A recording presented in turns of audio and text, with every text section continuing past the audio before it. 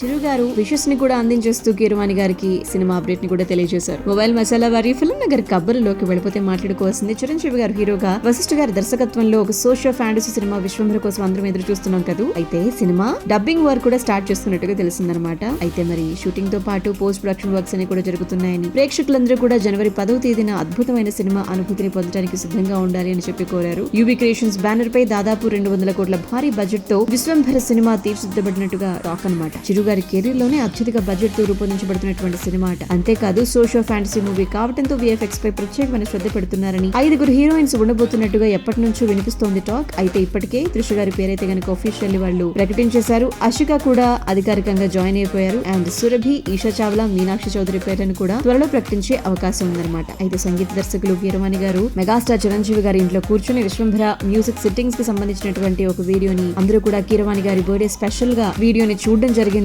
అయితే మన విశ్వంభరుడు చిరంజీవి గారు కీరవాణి గారికి బర్త్డే విషెస్ ని అందించేస్తూ, గతంలో పాటల కంపోజింగ్ చేయాలి అంటే గనక డైరెక్టర్ గారి ఆధ్వర్యంలో మూవీ టీం అందరూ కూడా కూర్చొని పాటల గురించి చర్చించేవారు. ఆ తర్వాత పాటను ఫైనల్ చేసేవారు. కానీ ఇప్పుడు ఆ రోజులు మారిపోయి విశ్వంభరతో మళ్ళీ ఆ ఆనవాయితీ కీరవాణి గారు గుర్తు చేశారు అంటూ మెగాస్టార్ చిరంజీవి గారు ఒక బ్యాక్గ్రౌండ్ వాయిస్ ఇస్తూ, ఈ రోజు జన్మించినటువంటి ఆస్కారుడికి కీరవాణికి పుట్టినరోజు శుభాకాంక్షలు అంటూ నిన్న విషెస్ ని అందించడం జరిగింది.